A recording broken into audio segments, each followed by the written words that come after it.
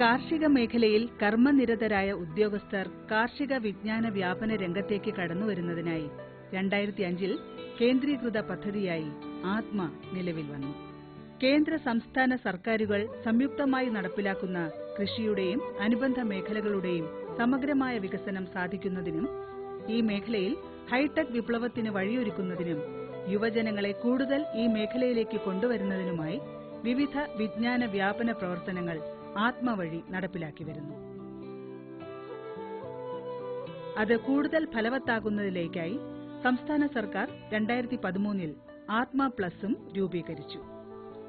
സന്ദർശന പരിശീലന പരിപാടികൾ, പ്രദർശന തോട്ടങ്ങൾ, മാതൃകാ സംയോജിത കൃഷിയിടങ്ങൾ, കൃഷിയിട വിദ്യാലയങ്ങൾ, കർഷകർ ശാസ്ത്രജ്ഞർ മുഖാമുഖം പരിപാടികൾ, പ്രതിമാസ കൃഷി നിർദ്ദേശ പത്രികകൾ തുടങ്ങിയവ ഇതിന്റെ ഭാഗമാണ്. ഇത് ഇടുക്കി ജില്ലയിൽ ഉടുമ്പന്നൂർ എന്ന സ്ഥലത്തെ കൃഷിയിട വിദ്യാലയമാണ്.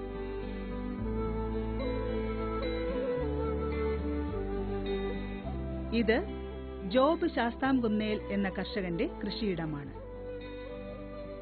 ഇദ്ദേഹം 15 ഏക്കർ സ്ഥലത്ത് സമ്മിശ്ര കൃഷി ചെയ്തിരിക്കുന്നു. മത്സ്യം വളർത്തലും മൃഗസംരക്ഷണവും ഇതിന്റെ കൂടെ തന്നെ കൊണ്ടുപോകുന്നു. ഓരോ പ്രദേശത്തെ മാതൃകാ കർഷകനും പൊതുസമ്മതനുമായ കർഷകന്റെ കൃഷിയിടമാണ് സ്കൂളിനായി തെരഞ്ഞെടുക്കുന്നത്. ആദ്യം സമീപ പ്രദേശത്തെ 25 കർഷകരുടെ സാന്നിധ്യം ഉറപ്പുവരുത്തും. രാവിലെ മുതൽ വൈകുന്നേരം വരെ ക്ലാസും ചർച്ചയും നേരിട്ട് കണ്ട് മനസ്സിലാക്കലുമൊക്കെയായിരിക്കും. ആത്മ എന്ന ചുരുക്കപ്പേരിൽ അറിയപ്പെടുന്ന അഗ്രികൾച്ചർ ടെക്നോളജി മാനേജ്മെന്റ് ഏജൻസി എന്ന പദ്ധതി കേന്ദ്ര ഗവൺമെന്റിന്റെ സഹായത്തോടെ നമ്മുടെ സംസ്ഥാന ഗവൺമെന്റ് കൃഷി അനുബന്ധ മേഖലകളിൽ പ്രവർത്തിക്കുന്ന കർഷകരിലെ വിജ്ഞാന വ്യാപനത്തിനു വേണ്ടി നടപ്പാക്കുന്ന ഒരു പദ്ധതിയാണ്. കൃഷി വകുപ്പിന്റെ മേൽനോട്ടത്തിലാണ് ഈ പദ്ധതി നടപ്പാക്കുന്നത്. കൃഷിയും കൃഷിയോടനുബന്ധ മേഖലകളായിട്ടുള്ള വെറ്റിനറി, ഡയറി, ഫിഷറീസ് എന്നീ ഡിപ്പാർട്ട്മെന്റുകളിലെ ഉദ്യോഗസ്ഥരെ കൂടി ഒരു കുടക്കീഴിൽ കൊണ്ടുവന്നുകൊണ്ട് ആ മേഖലകളിൽ പ്രവർത്തിക്കുന്ന കർഷകർക്ക് വേണ്ട വിവരങ്ങൾ, ആ മേഖലകളിൽ ഉണ്ടായിക്കൊണ്ടിരിക്കുന്ന കൂടുതൽ ശാസ്ത്രീയ ഗവേഷണ ഫലങ്ങളും മറ്റും യഥാസമയം കൃഷിക്കാരിൽ എത്തിച്ചു കൊടുക്കുക. അതോടൊപ്പം തന്നെ കൃഷിയുടെ മേഖലയിലാണെങ്കിൽ രോഗകീടങ്ങളെ പറ്റിയിട്ടുള്ള നിയന്ത്രണ മാർഗങ്ങളെ പറ്റിയിട്ടുള്ള കൂടുതൽ പരിശീലന പരിപാടികൾ നടപ്പാക്കുക എന്നതൊക്കെയാണ് ആത്മ പദ്ധതി വിഭാവനം ചെയ്യുന്നത്. ആത്മ ഗ്രൂപ്പ് അടിസ്ഥാനത്തിലാണ് കർഷകരെ, ഓരോ മേഖലയിലും പ്രവർത്തിക്കുന്ന കർഷകരെ, അപ്പോൾ അതായത് ഇപ്പം നെൽകൃഷി ചെയ്യുന്ന ഒരു ഗ്രൂപ്പ്, അല്ലെങ്കിൽ പശു വളർത്തുന്ന കർഷകരുടെ ഒരു ഗ്രൂപ്പ്, കോഴി വളർത്തുന്ന കർഷകരുടെ ഒരു ഗ്രൂപ്പ്, ഇങ്ങനെ ഉള്ള കർഷകരെ ഗ്രൂപ്പാക്കിക്കൊണ്ട് അവരിലൂടെയാണ് ആത്മ പ്രവർത്തനങ്ങൾ മുന്നോട്ട് കൊണ്ടുപോകുന്നത്. ഏകദേശം 2005-06 വർഷങ്ങളിലാണ് ഈ പദ്ധതി കേരളത്തിൽ ആരംഭിച്ചത്. ഇന്നിപ്പോൾ എല്ലാ ജില്ലകളിലും തന്നെ ഈ പദ്ധതിയുടെ പ്രവർത്തനങ്ങൾ മുന്നേറിക്കൊണ്ടിരിക്കുകയാണ്. ഇതിൽ പ്രധാനമായിട്ട് വരുന്നത് കർഷക പരിശീലന പരിപാടികൾ, അതുപോലെ പഠന പര്യടന യാത്രകൾ, ഡെമോൺസ്ട്രേഷനുകൾ, പിന്നെ ഫാം സ്കൂളുകൾ, ഇതൊക്കെയാണ് പ്രധാനമായിട്ടുള്ള പദ്ധതികൾ ആത്മ വഴി നടപ്പാക്കുന്നത്. പരിശീലന പരിപാടികളാണെങ്കിൽ ഒരു ജില്ലയ്ക്കകത്തും അതല്ലെങ്കിൽ മറ്റൊരു ജില്ലയിൽ പോയി പരിശീലനം നടത്തുന്ന പദ്ധതിയുണ്ട്. ഇനി സംസ്ഥാനത്തിന് വെളിയിൽ പോയി കർഷകർക്ക് പരിശീലനങ്ങൾ പങ്കെടുക്കാനായിട്ടുള്ള സൗകര്യവും അതിനുള്ള സാമ്പത്തിക സഹായവും ആത്മ നൽകുന്നുണ്ട്. അതായത് സംസ്ഥാനത്തിന് വെളിയിലാണെങ്കിൽ ഒരു കർഷകന് ഒരു ദിവസത്തേക്ക് 1250 രൂപയാണ് ഒരു കർഷക പരിശീലന പരിപാടിയിൽ പങ്കെടുക്കുന്നതിന് സാമ്പത്തിക സഹായമായിട്ട് നൽകുന്നത്. ജില്ലയ്ക്ക് വെളിയിലാണെങ്കിൽ 1000 രൂപ, ജില്ലയ്ക്ക് അകത്താണെങ്കിൽ അതാത് ജില്ലയിൽ നടത്തുന്ന പരിപാടികൾക്ക് 400 രൂപയാണ് ഒരു കർഷകന് വേണ്ടി ആത്മ പദ്ധതി പ്രകാരം സർക്കാർ നൽകുന്നത്. ഇതുപോലെ തന്നെ പഠന പര്യടന യാത്രകളും കേരളത്തിന് വെളിയിലും കേരളത്തിനകത്ത് തന്നെ മറ്റ് ജില്ലകളിലും അതാത് ജില്ലകളിലും പോയി ഇപ്പോൾ കർഷകർ പലപ്പോഴും നമ്മൾ കേട്ട് പഠിക്കുക എന്നുള്ളതിനേക്കാളും വളരെ പ്രയോജനപ്രദമാണ് കണ്ടുപഠിക്കുക എന്നുള്ളത്. അപ്പോൾ കൃഷിക്കാർക്ക് നൂതന സാങ്കേതിക വിദ്യകൾ കണ്ടുപഠിക്കാനായിട്ടുള്ള ഒരവസരമാണ് ആത്മ പദ്ധതി യഥാർത്ഥത്തിൽ നൽകുന്നത്. ഈ ഫാം സ്കൂളിൽ നമ്മൾ 6 ക്ലാസ്സുകളാണ് നൽകുന്നത്. തുടർച്ചയായ 6 ആഴ്ചത്തെ ക്ലാസ്സുകളാണ് കർഷകർക്ക് വേണ്ടി നൽകുന്നത്. ഈ 6 ആഴ്ചയിലെ ക്ലാസ്സുകളിലൂടെ കർഷകർക്ക് ഏത് സബ്ജക്റ്റിനെ കുറിച്ചാണോ അറിയേണ്ടത് അതിനെ പറ്റിയിട്ട് പൂർണ്ണ വിശദ വിവരങ്ങൾ ഞങ്ങൾ കൂടുതൽ നല്ല ഓഫീസർമാരെ ഉൾപ്പെടുത്തി നല്ല ക്ലാസ്സുകൾ കർഷകർക്കായിട്ട് നൽകുന്ന പ്രോഗ്രാമാണ് ഫാം സ്കൂൾ എന്ന് പറയുന്നത്. ഈ രാസവളവും വേണ്ട, ജൈവവളവും വേണ്ട, സീറോ ബഡ്ജറ്റ് കൃഷിയിൽ ഇതെങ്ങനെയാണ് നടക്കുന്നതെന്ന് നമുക്കൊന്ന് നോക്കാം. മണ്ണിൻ്റെ ഉപരിതലത്തിൽ വളരെയേറെ ബാക്ടീരിയകളുണ്ട്, ഒത്തിരി തരം ബാക്ടീരിയകളുണ്ട്. ഇതിൽ ഒരു തരം ബാക്ടീരിയ മണ്ണിൻ്റെ ഉപരിതലത്തിൽ സസ്യങ്ങളുടെ വളർച്ചയ്ക്ക് ആവശ്യമായ വളം ഈ ബാക്ടീരിയ നിർമ്മിച്ചു വയ്ക്കുന്നുണ്ട്.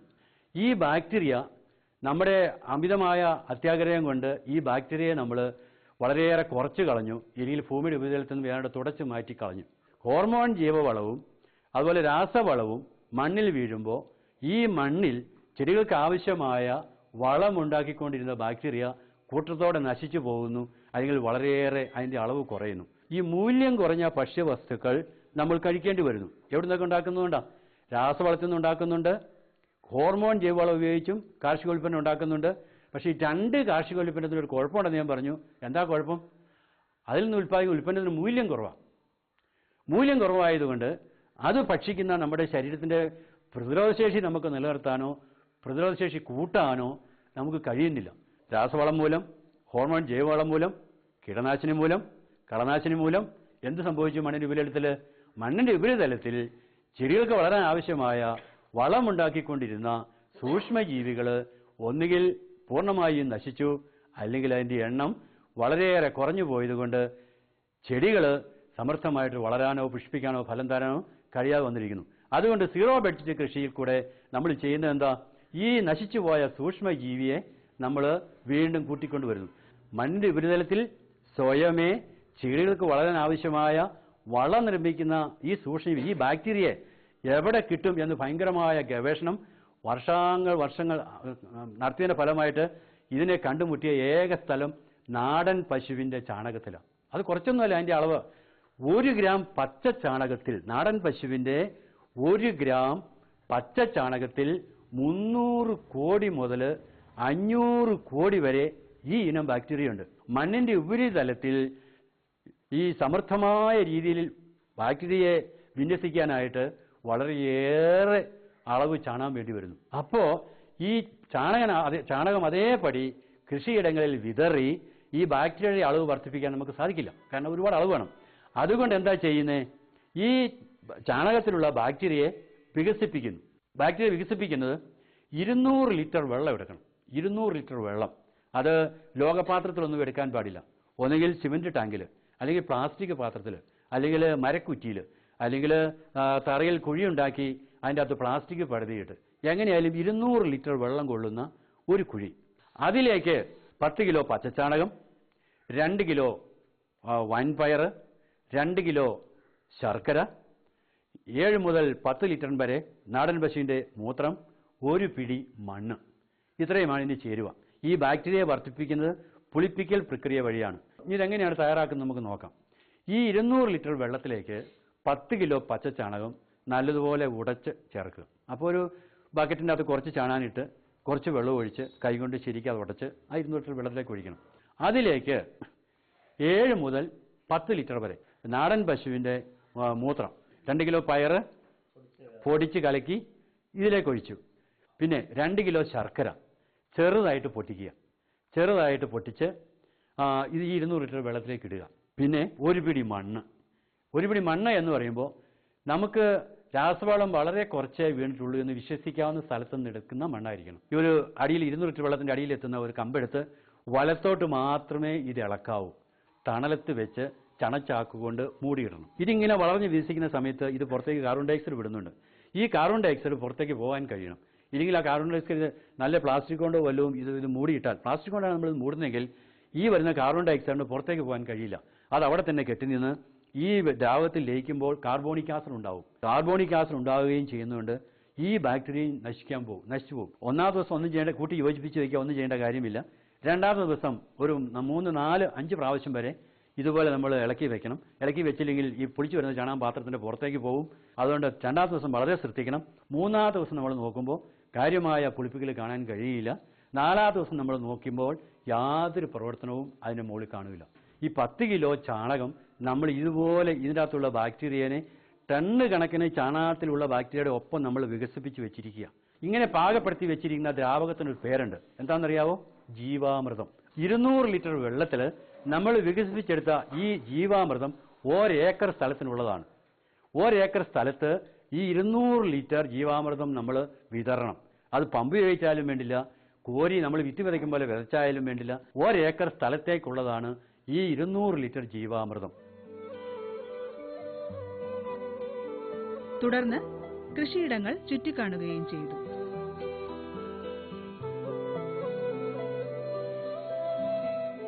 കർഷകരുടെ സംശയങ്ങൾക്ക് മറുപടി പറഞ്ഞ് ജോബും ഒപ്പം ഉണ്ടായിരുന്നു. നല്ല രീതിയിൽ കൃഷി ചെയ്യുകയും വരുമാനം വർദ്ധിപ്പിക്കുന്നവരുമായിരിക്കണം മാതൃകാ കർഷകൻ. സമ്മിശ്ര കർഷകന് മൃഗസംരക്ഷണം അത്യാവശ്യമാണ്. ശാസ്താംകുന്നേൽ ശ്രീ ജോബിന്റെ കൃഷിയിടത്തിലെ വിവിധ മേഖലകളിലുള്ള പ്രവർത്തനങ്ങളെ സംബന്ധിച്ചുള്ള ക്ലാസ്സുകളാണ് നിങ്ങൾക്ക് ഇപ്പോൾ ഇതുവരെ കിട്ടിയിട്ടുള്ളത്. അപ്പോൾ അദ്ദേഹത്തിൻ്റെ ഒരു സംയോജിത കൃഷിയിടമാണ്. അപ്പോൾ ഈ സംയോജിത കൃഷിയിടത്തിൻ്റെ അടിസ്ഥാനം യഥാർത്ഥത്തിൽ മൃഗസംരക്ഷണ പ്രവർത്തനങ്ങളാണ്. മൃഗസംരക്ഷണത്തെ അടിസ്ഥാനപ്പെടുത്തിയാണ് യഥാർത്ഥത്തിൽ കൃഷി നമുക്ക് ലാഭകരമായും കൊണ്ടുപോകാൻ കഴിയുള്ളൂ.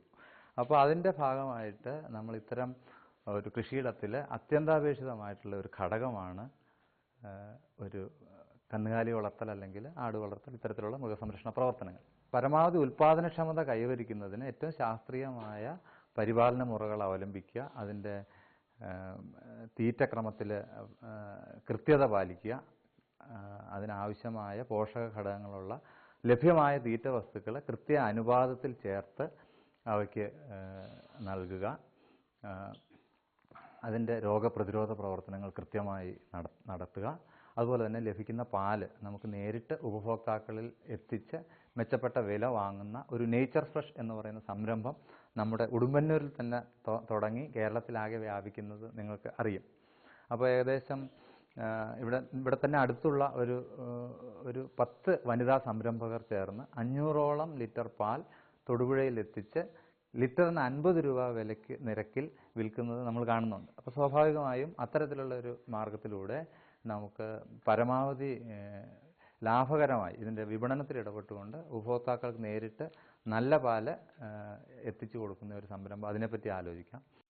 ഇപ്പോൾ കറവ പശുക്കളെ സംബന്ധിച്ചിടത്തോളം ഏറ്റവും പ്രധാനപ്പെട്ട ഒരു രോഗം എന്ന് പറയുന്നത് അകിടുവീക്കമാണ്. അപ്പോൾ അത് കൃത്യസമയത്ത് ശരിയായ രീതിയിലുള്ള കറവ അതിനെ പ്രതിരോധിക്കുന്ന ഏറ്റവും പ്രധാനപ്പെട്ട ഒരു ഉപാധി. ഇപ്പോൾ അത് ആദ്യമേ തന്നെ അകിട് കഴുകി ക്ലീനാക്കി തുടച്ച് അതിനകത്ത് നിന്ന് വെള്ളം ഊർന്നു വരുന്ന ആ ഒരു ഇത് ഒഴിവാക്കേണ്ടി വരും. അപ്പോൾ ശരിക്കും അത് തുടച്ച് ഉണക്കണം കറവയ്ക്ക് മുമ്പായിട്ട്. അതിനുശേഷം പൂർണ്ണമായിട്ടും കറവ എന്ന് പറയുന്നത് ഓരോ കാമ്പും ഇങ്ങനെ ചേർത്ത് പിടിച്ച് അതെ ഇപ്പം ഈ ഒരു രൂപത്തിലാണ് ശരിക്കും കറവ കറക്കേണ്ടത്. പിഴിഞ്ഞ് കറക്കുക, ഇങ്ങനെ പിഴിഞ്ഞ് കറക്കണം. കറന്നു കഴിഞ്ഞാൽ വീണ്ടും നമ്മളൊരു അണുനാശിനി, ബിറ്റാഡിൻ അല്ലെങ്കിൽ അതുപോലെയുള്ള അണുനാശിനി വെച്ചിട്ട് ഓരോ കാമ്പും മുക്കി വിടുകയാണെങ്കിൽ അകിടുവീക്ക സാധ്യത ഗണ്യമായി കുറയുന്നുള്ളത് നമുക്ക് കാണാൻ പറ്റും. പങ്കെടുത്ത കർഷകർക്ക് ഒരു പുതിയ അറിവായിരുന്നു ഫിനോസാൻ എന്ന ഫലവൃക്ഷം. കൗതുകത്തോടെ എല്ലാവരും അത് കണ്ടുനിന്നു. മുള്ളാത്ത പോലെ തോന്നിക്കുന്ന എന്നാൽ അത്രയും വലിപ്പമില്ലാത്ത ഒരു ഫലമാണ് ഫിനോസാൻ. ജോബിന്റെ പുരയിടത്തിൽ ജാതി ധാരാളമായി കൃഷി ചെയ്തിരിക്കുന്നു. കാ പാകി മുളപ്പിച്ച് തൈയാക്കി നടും. 1.5 വർഷം കഴിയുമ്പോൾ നല്ലതുപോലെ കായ്ക്കുന്ന ജാതിയുടെ മുകുളം മുറിച്ചെടുത്ത് ഈ തൈയിൽ ബഡ് ചെയ്യും. ബഡ് ചെയ്തതിന്റെ മുകൾ ഭാഗം മുറിച്ചു കളയും.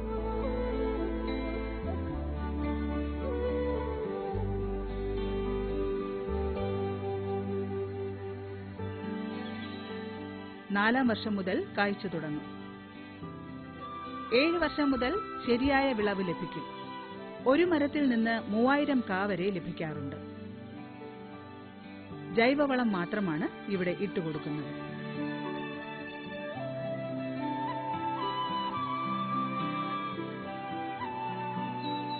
ആദ്യം കുറച്ച് കുമ്മായമിട്ട് കിളച്ച് തടമെടുത്ത് അതിൽ തൈ നടും. ചാണകം, കമ്പോസ്റ്റ്, എല്ലുപൊടി തുടങ്ങിയവ ഇട്ടുകൊടുക്കും.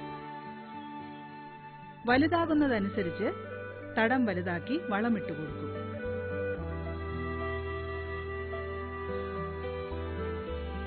ജാതിക്ക് വെള്ളം അത്യാവശ്യമാണ്. മഴക്കാലത്തിന് മുമ്പ് ബോഡോ മിശ്രിതം സ്പ്രേ ചെയ്തു കൊടുക്കും. ഒരു ചെടിക്ക് 50 ഗ്രാം എന്ന കണക്കിന് മൈക്രോ ഫുഡും ഇട്ടുകൊടുക്കും.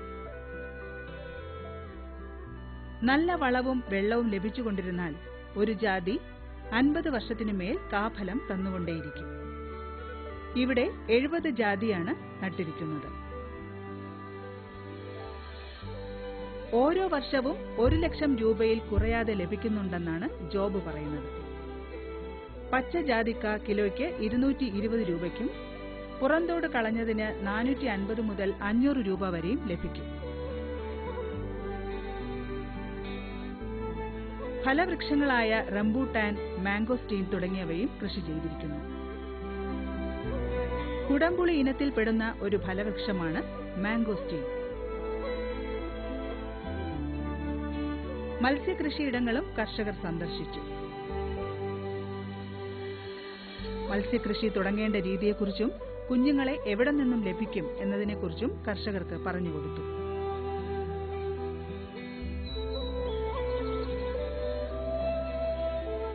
കപ്പ ഇദ്ദേഹത്തിന്റെ പുരയിടത്തിൽ ധാരാളമായി വളരുന്നു.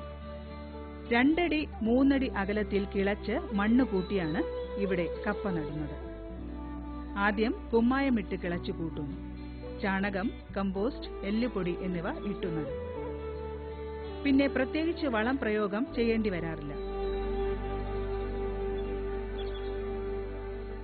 ഉടുമ്പന്നൂർ കേരള ഓർഗാനിക് സൊസൈറ്റിയുടെ കീഴിലുള്ള ഫാം സ്കൂളിൽ എൻ്റെ പുരയിടത്തിൽ വെച്ചാണ് സ്കൂളിൻ്റെ കൃഷികൾ രീതികളെപ്പറ്റി ഉള്ള ക്ലാസ്സുകൾ നയിച്ചിരുന്നത്. അത് ഞാൻ എല്ലാവിധ കൃഷികളും ചെയ്യുന്നുണ്ട്. ആ കൂട്ടത്തിൽ മീൻ കൃഷിയും ചെയ്യുന്നുണ്ട്. മീന് ഗൗര, മറ്റേ തിലോപ്പിയ, കട്ട്ല, പിന്നെ ഈ നെട്ടർ, ഇങ്ങനെയുള്ള മീനുകളൊക്കെ ഉണ്ട്. ഈ ഗൗര മീന് നമുക്ക് സ്വന്തമായിട്ട് ചെറിയ കുളത്തിൽ അതിൻ്റെ ആണും പെണ്ണും ഒക്കെ തിരിച്ച് നിക്ഷേപിച്ച് ഓരോ വർഷവും 2-3 പ്രാവശ്യമായിട്ട് ചെയ്ത് അത് കുഞ്ഞുങ്ങൾ കിട്ടുന്നുണ്ട്. അത് വളരെ ഒരു ലാഭമുള്ള ഒരു ഇതാണ്. കുഞ്ഞുങ്ങൾക്ക് വളരെ കോസ്റ്റ്ലി, നല്ല വില കിട്ടുന്നുണ്ട്. വാഴ ഇവിടെ 1000-ൽ കൂടുതൽ ചുവടുകളാണ് നട്ടിരിക്കുന്നത്. കൂടുതലും ഏത്തവാഴയാണ്. കൂടെ റോബസ്റ്റയും കൃഷി ചെയ്തിരിക്കുന്നു. 5 അടി അകലത്തിൽ വരിവരിയായിട്ടാണ് നട്ടിരിക്കുന്നത്. ചാണകപ്പൊടി, വേപ്പിൻ പിണ്ണാക്ക്, എല്ലുപൊടി തുടങ്ങിയവ ഇട്ട് നടും. 3 മാസം കഴിയുമ്പോൾ ഒരു വളപ്രയോഗം കൂടി നടത്താറുണ്ട്. ജൈവവളം മാത്രമാണ് ഉപയോഗിക്കുന്നത്. വേനൽ തുടങ്ങിയാൽ ആഴ്ചയിൽ 1 പ്രാവശ്യം നനച്ചുകൊടുക്കും. 8-9 മാസമാകുമ്പോൾ കുലച്ചു തുടങ്ങും. 2 മാസം കൂടി കഴിഞ്ഞാൽ കുല വിളഞ്ഞു കിട്ടും. മാർക്കറ്റിംഗ് ഈ കർഷകന് ഒരു പ്രശ്നമാകാറില്ല. നല്ല രീതിയിൽ ജൈവവളം ഉപയോഗിച്ച് കൃഷി ചെയ്യുകയും അത് വിപണനം ചെയ്യുകയും നല്ല ആദായം ഉണ്ടാക്കുകയും ചെയ്യുന്നതുകൊണ്ടാണ് ഇദ്ദേഹത്തിന്റെ കൃഷിയിടം ഒരു വിദ്യാലയമായി മാറിയത്. അത് മറ്റു കർഷകർക്ക് ഒരു പ്രചോദനവുമായി മാറിക്കൊണ്ടിരിക്കുന്നു.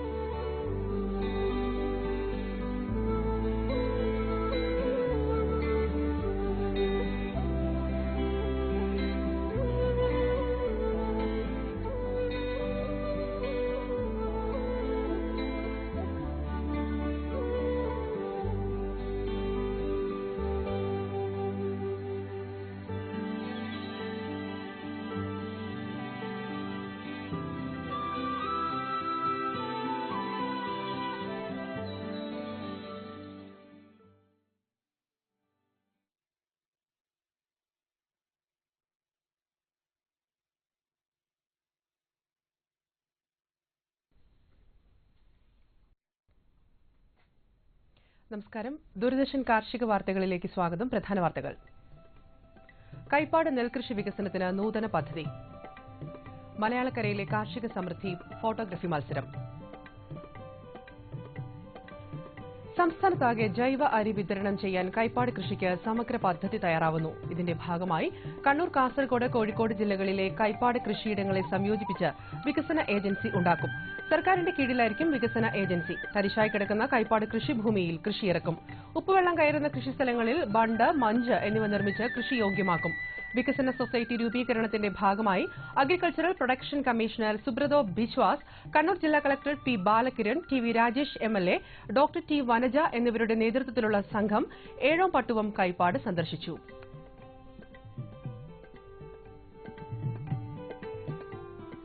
കോഴിക്കോട് കൃഷി വിജ്ഞാന കേന്ദ്രം ചക്കയിൽ നിന്നുള്ള മൂല്യവർദ്ധിത ഉൽപ്പന്നങ്ങൾ എന്ന വിഷയത്തിൽ പരിശീലനം നൽകുന്നു.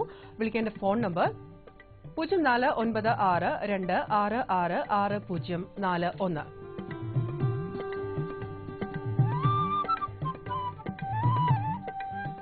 വൻപയറിൽ കായ്തുരപ്പൻ വണ്ടിന്റെ ആക്രമണം വ്യാപകമായി കണ്ടുവരുന്നു. ഇതിനെതിരെ ഫിഷ് അമിനോ ആസിഡ് ഫലപ്രദമാണെന്ന് മലപ്പുറം കൃഷി വിജ്ഞാന കേന്ദ്രം അറിയിച്ചു.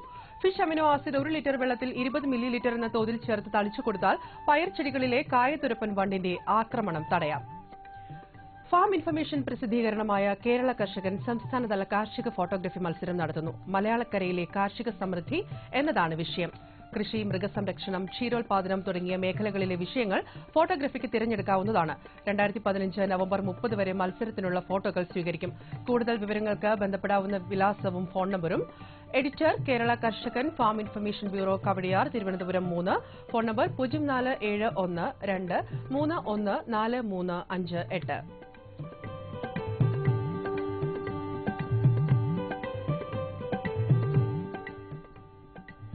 സ്പൈസസ് ബോർഡിന്റെ പീരുമേട് ഓഫീസിൽ നിന്നും കുരുമുളക് വിരിച്ചുണക്കാൻ ആവശ്യമായ ടാർപാളിൻ ഷീറ്റ് സബ്സിഡി നിരക്കിൽ നൽകുന്നു. 8 മീറ്റർ നീളവും 6 മീറ്റർ വീതിയുമുള്ള ടാർപാളിൻ ഷീറ്റിന് 2000 രൂപ സബ്സിഡി ലഭിക്കും. പെരുവന്താനം, മ്ലാപ്പറ, മാഞ്ചിമല, പീരുമേട്, കൊക്കയാർ എന്നീ മേഖലയിലെ കർഷകർക്ക് ഇതിനായി അപേക്ഷ സമർപ്പിക്കാം. പൊതുവിഭാഗത്തിലുള്ളവർ 2040 രൂപ ഗുണഭോക്തൃ വിഹിതം അടയ്ക്കണം. കൂടുതൽ വിവരങ്ങൾ പീരുമേട് സ്പൈസസ് ബോർഡിന്റെ ഓഫീസിൽ ലഭ്യമാണ്. Phone number 048692336668.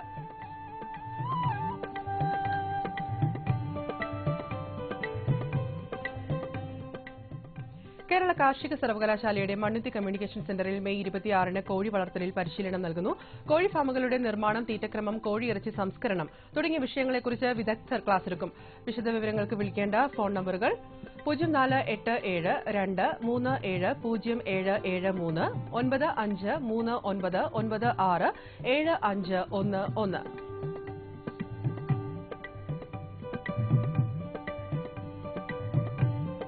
ഇനി കമ്പോള നിലവാരം. വെളിച്ചെണ്ണ കൊച്ചി 13,600 രൂപ, കോഴിക്കോട് 14,400 രൂപ, തൃശൂർ 13,500 രൂപ.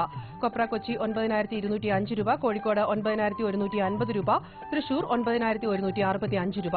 കുരുമുളക് അൺഗാർബിൾഡ് 57,500 രൂപ, ഗാർബിൾഡ് 60,500 രൂപ. ചുക്ക് മീഡിയം 21,300 രൂപ, ബസ്റ്റ് 23,300 രൂപ.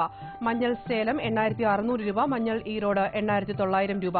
അടയ്ക്ക 20,000-നും 21,000-നും ഇടയിൽ. Kochi rubber RSS 5ാം grade 12,200, rubber RSS 4ാം grade 12,400. Kottayam rubber RSS 5ാം grade 12,200, RSS 4ാം grade 12,400 രൂപ.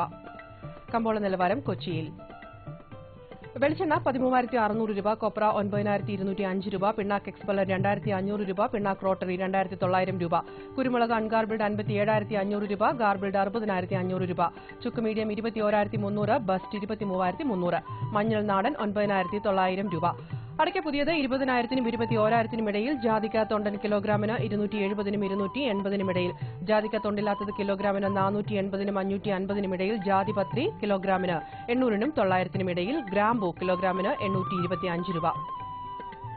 റബ്ബർ RSS 5ാം ഗ്രേഡ് 12,200 രൂപ, റബ്ബർ RSS 4ാം ഗ്രേഡ് 12,400 രൂപ. ഒട്ടുപാൽ 8,400 രൂപ, ലാറ്റക്സ് 9,800 രൂപ. കമ്പോള അവലോകനം. ഏലയ്ക്ക വിറ്റുമാറാൻ ഹൈറേഞ്ചിലെ സ്റ്റോക്കിസ്റ്റുകൾ തിടുക്കം കാണിച്ചു. സീസൺ ആരംഭിക്കും മുൻപേ ചരക്ക് സ്റ്റോക്ക് ഇറക്കുന്ന പ്രവണത ചെറുകിട കർഷകരിൽ ഉടലെടുത്തതോടെ ഇന്ന് നടന്ന ഏലയ്ക്ക ലേലത്തിനുള്ള വരവ് 60,321 കിലോഗ്രാമിലേക്ക് കയറി. വലിപ്പം കൂടിയ ഇനങ്ങൾ കിലോയ്ക്ക് 939 രൂപയിലും ശരാശരി ഇനങ്ങൾ 643 രൂപയിലുമാണ്. വിദേശത്ത് റബ്ബർ വില താഴ്ന്നത് ആഭ്യന്തര വിപണിയെയും തളർത്തി. ടയർ നിർമ്മാതാക്കളിൽ നിന്നുള്ള ആവശ്യം ചുരുങ്ങിയത് ഷീറ്റ് വിലയെ ബാധിച്ചു. അതേസമയം ഉത്തരേന്ത്യയിലെ ചെറുകിട വ്യവസായികൾ ലാറ്റക്സ് സംഭരിക്കാൻ ഉത്സാഹിച്ചു. നാളികേര ഉൽപ്പന്നങ്ങളുടെ വില സ്റ്റഡിയായി നീങ്ങി. വെളിച്ചെണ്ണയ്ക്ക് പ്രാദേശിക ഡിമാൻഡ് മങ്ങിയത് വൻകിട മില്ലുകാരിൽ ആശങ്ക ഉളവാക്കിയെങ്കിലും ചരക്ക് നീക്കം നിയന്ത്രിച്ച് വില പിടിച്ചു നിർത്താനുള്ള ശ്രമത്തിലാണ്. വിദേശ കച്ചവടങ്ങൾ ഉറപ്പിച്ചാൽ കൊപ്ര വില ഉയരാം. കുരുമുളക് ശേഖരിക്കാൻ അന്തർ സംസ്ഥാന വ്യാപാരികൾ ടെർമിനൽ മാർക്കറ്റിൽ ഇറങ്ങിയെങ്കിലും ഇടപാടുകളുടെ ആദ്യ പകുതിയിൽ നിരക്കിൽ മാറ്റം അനുഭവപ്പെട്ടില്ല. ഇനി കാലാവസ്ഥ. കണ്ണൂർ കൂടിയ താപനില 30 ഡിഗ്രി സെൽഷ്യസ്, കുറഞ്ഞ താപനില 24 ഡിഗ്രി സെൽഷ്യസ്. കോഴിക്കോട് 29.8, 24.6. കൊച്ചി 29.6, 24.4. ആലപ്പുഴ 29, 25.2. പുനലൂർ 32.4, 23. തിരുവനന്തപുരം 30.5, കുറഞ്ഞ താപനില 24.2 ഡിഗ്രി സെൽഷ്യസ്. കാർഷിക വാർത്തകൾ കഴിഞ്ഞു. നമസ്കാരം.